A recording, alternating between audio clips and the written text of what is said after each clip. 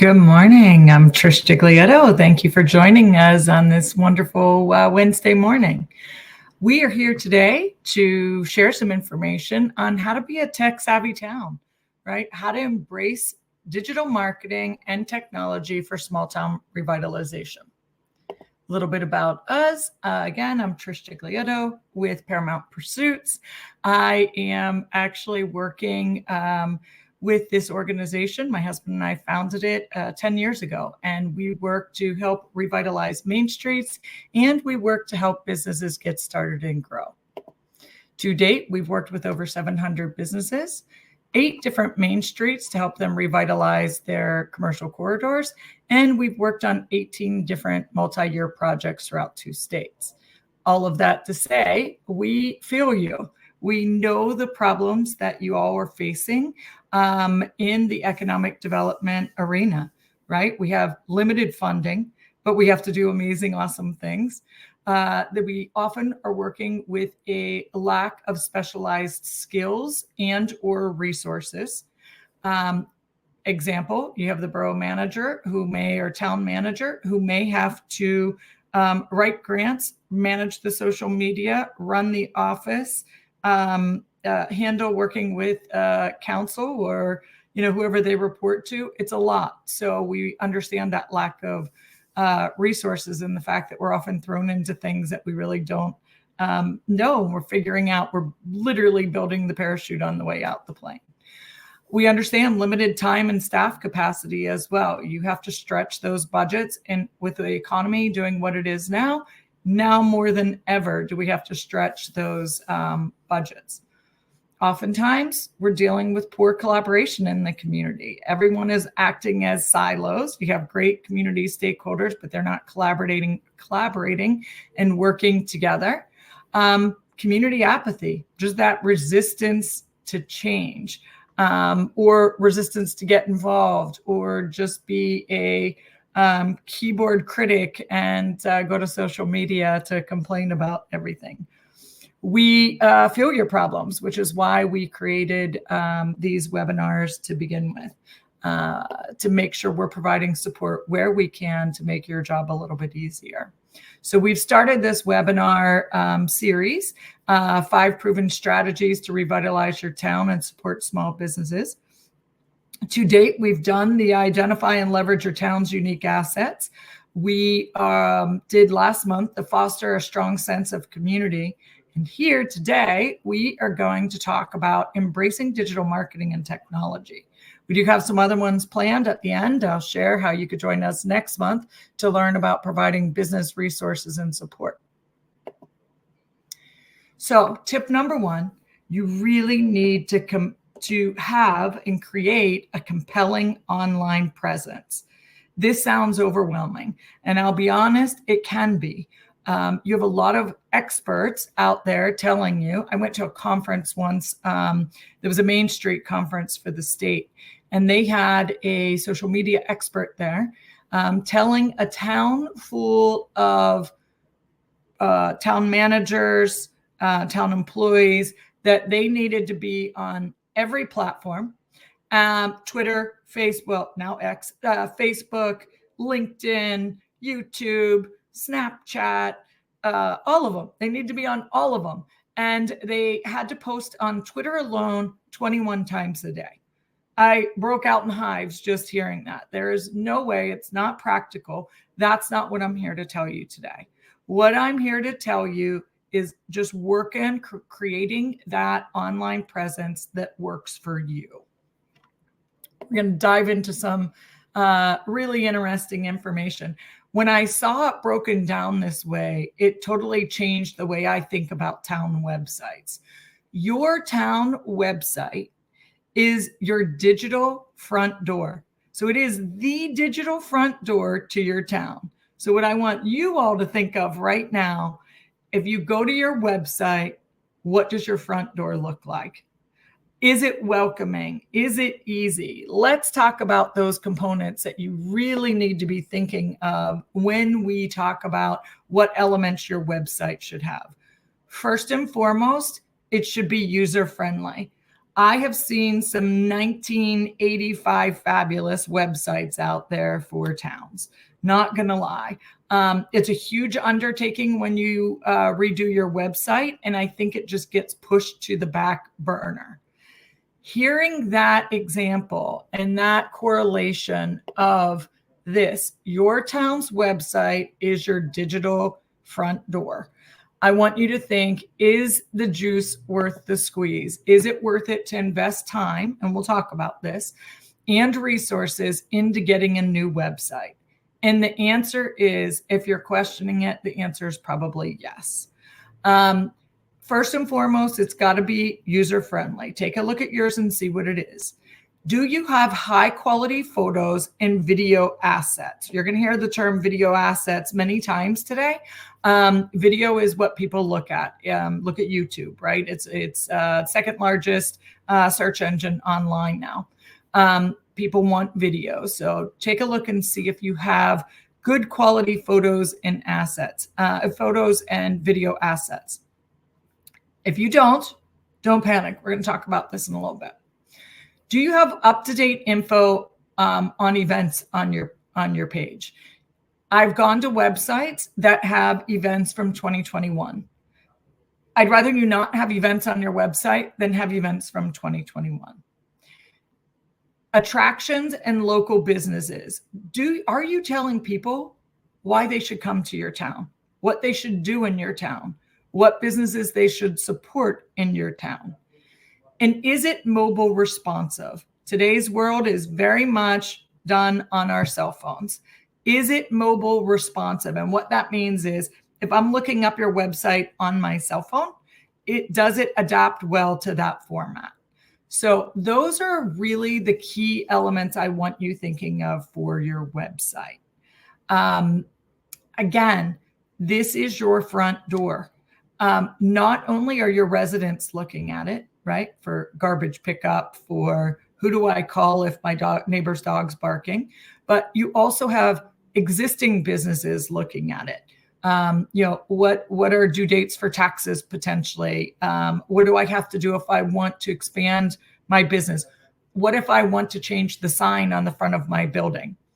The other people you have looking at this is, you have visitors looking, why should I come to your town? What do you have going on? You also have potential new businesses looking at your website. If I want to bring my business to your town, what do I have to do? What's the environment look like there? So I encourage you to think of those 4 different categories when you're building your website. Next up, we're going to talk about tip 2, effective ways for you to use social media. First thing, remember I just said, do not worry about doing all the platforms. The first thing you need to do is determine what are the best platforms for you. This is an area that it is absolutely more important to have quality than quantity. So if you are looking at your town, where should you be? What platform should you be? I look at this picture and I get hives thinking of, do I have to manage that many accounts for my town? Don't worry about that. Where do you find your residents and businesses? Where are they hanging out? This sounds crazy, but this differs by area. When we were living in Charleston, South Carolina, I used Twitter for everything. If I wanted to know if there was traffic to go from one meeting to the next, I'd look on Twitter because that's where I was getting the most up-to-date information. When we moved to Pennsylvania, almost no one was using Twitter in our area. It's all Facebook related, maybe some Instagram. So find out, where are your residents hanging out? Where are your business owners hanging out? And those are the platforms you want to focus on. Here's a really good tip. Nextdoor, I've seen a town do an amazing job on Nextdoor.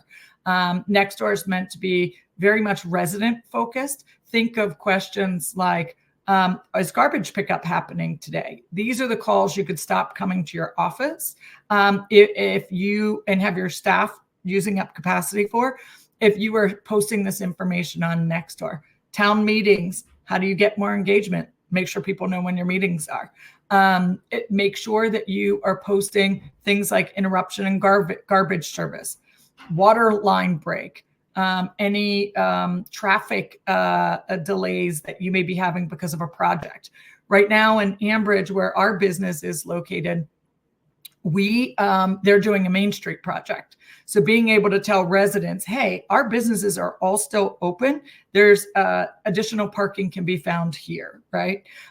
Or the project's going to be ending on April 1st.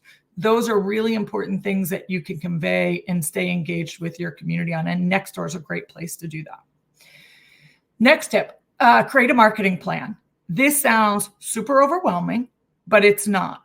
This may be something, post in the chat if you're interested. We could actually do a webinar on how to create a marketing plan. It sounds like I have to pay $50,000 to hire a consultant to create a marketing plan. That's not really it. We could create one together in an hour and a half potentially, and really give you a strong foundation for creating a marketing plan for your town. Again, I told you you'd see this again. Use photos, use video, use really good photos, and use good video. You don't have to drive yourself nuts over the video. You could look online now and see a great video of someone just saying, hey, we have a live event going on, stop by now. And you would be surprised at how many people will say, hey, that looks amazing, I'm going to come by. Post quality content regularly. This too sounds overwhelming, but look around you. What content can you share without you having to create it? Notice the word quality in there. I don't want you posting just because it's Tuesday and you haven't posted yet. But if it's Tuesday and you haven't posted yet, you could go into a list of businesses, Facebook pages or Instagram, wherever you find you land, and share what they have going on. Maybe it is 2-for-1 pizzas at the local pizza shop, or maybe a bar is doing happy hour, or a brewery is doing happy hour. Look around you and see what you could share. And that helps you twofold. Not only does it provide content for you, but it also shows current businesses and potential businesses that you really support your businesses in your town. So if you're promoting their events or online sales that they're doing, that's the way to do it. Also, this works with nonprofits. If you have a nonprofit organization that's doing a big event, great way to support them is to post that event. Use hashtags. If you don't have one, create one. If your town doesn't have one, be sure to do it. If I am looking at bringing my business to a town, first thing I'm going to do is check out their social media and see what they have going on. See what the town's engagement is. You'd be surprised. I've seen some really negative town engagement too, or the opposite. And that's what our next point is. They don't engage at all. They will put up post, but there's no response to comments. There's no engagement with the community. It's literally like going to a cocktail party or a networking event and just talking nonstop, but not listening to anyone and not responding to anyone's questions. So if you go to a cocktail event and someone says, oh, what do you do for a living? You wouldn't ignore them. You would tell them. If you go to a cocktail party and they say, tell me about the projects you have going on in your town. When is that streetscape going to be finished? You wouldn't just walk away. You would tell them. Do the same thing on social media. Make sure that you are answering questions and engaging. If it gets negative, don't go negative. Stay positive as you engage with the community. Sometimes that's really hard, especially because when someone gets behind a keyboard, they turn into a different person sometimes. But keep it positive. And last but not least, again, promote those local businesses. This is an easy win. If you promote a business that is doing either an event or a happy hour, that brings people to your town that are spending money there. We have, and I've mentioned this before in our webinars, we have a brewery in Ambridge called Fermata, and they do an annual event called Jambridge, named after the town Ambridge, where they bring in different bands. The town, of course, should want to promote this because last year they had 3,500, 4,000 people come into the town just for this event. They spent money. They spent the day, they got to see other businesses there, they got to see the revitalization efforts in the town, and I have no doubt so many of them came back. So promoting a local business is a great way, an effective way to use social media. And again, it shows potential businesses that want to come to your town that you care about your businesses and you support your businesses. So that is a great way to start effectively using your social media. I can't stress enough for you to build community online, right? This is so important because you're building physically a community. You're doing efforts nonstop to build your community up. Do it online as well. The best thing is you don't have to do this alone. You do not have to think of how am I going to do this whole other thing of building a community online. Find the helpers, right? You can find community ambassadors to be admins. We have someone who started this in Ambridge. I want to say, and it's not the town, but I want to say there's about 8,000 or 10,000 people in this group now. And they share amazing stories, right? They share what's happening. They share a need for help. Someone will post in there, I don't get paid till Friday and I don't have food. It's beautiful to watch the people come out of the community to say, hey, I have some frozen meat in my freezer. Let me meet up with you to help you. That is what you want to showcase in your community. So building it online shows this is who we are. This is what we stand for. All you have to do is find the helpers, right? Find those community ambassadors who will help you run this. Just make sure that they're trained on what they can and cannot do, and what post, can be approved and what can't. But build this community, encourage your residents to share, your businesses, your nonprofits. If they are doing fundraising activities, it's a great way to do it. It's a great way for you as a town to get people to show up to your events when you have events happening. And this is a great way to also generate content for you to share on your town's page as well. An example of that is if you are having an event, like if you see that someone in the community is having an event like Jambridge and they post it in this online community, you could go ahead and post that on your actual Facebook page for the town. So it's developing and creating content for you so you don't have to go find content as well. Again, don't discount Nextdoor. It's a great place also to build that community. And I know in our town for Nextdoor, they have several admins that, run it and monitor it. So it's a much lighter lift for you on Nextdoor as well. Okay. Tip number 3, develop strategies to help businesses thrive online. Going back to revitalization efforts, economic development efforts. How do you help businesses thrive? Promote them. I've mentioned that several times today. Promote what they're doing, promote grand openings, promote events or new services if they're featuring them. People will see that and love that you are promoting those businesses. Encourage e-commerce adoption. This may sound contrary, right? Like you want people to have boots on the ground walking in your town, but most businesses today need online sales to be able to survive. When weather gets bad, think of COVID. If the people weren't online, they weren't surviving that. So encourage that e-commerce adoption. And how do you do that? Provide digital marketing training, provide experts that come in and share information. This sounds expensive. It's not. If you have a small business development center near you, they're always looking for ways to engage with business owners. Ask them to come and teach your businesses how to do things like set up a Google business profile or update their website or do social media, especially doing collaborative marketing. We actually taught a class in one of our towns that we worked with on how to generate foot traffic through collaborative marketing. If you have the coffee shop and you have the bakery down the street, co-promoting each other to make sure that you are bringing people into your town. Walking along your street, what other businesses are they going to find? Maybe you don't have a walkable downtown. That's okay. Something like Google Business Profile could help someone when they come in your town, look at their Google map and figure out what else they want to visit while they're there. And again, you don't have to do this training. You don't have to become the expert. You just have to know the expert. Find someone who will do this.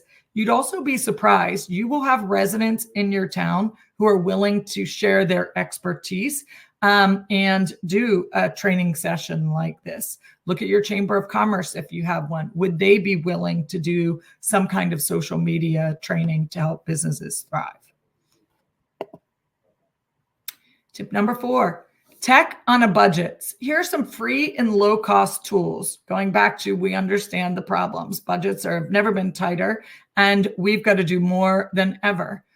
If you don't have Canva already, Canva for Design is amazing. It's a great tool that creates presentations like this, or it creates social media posts. It creates flyers for events.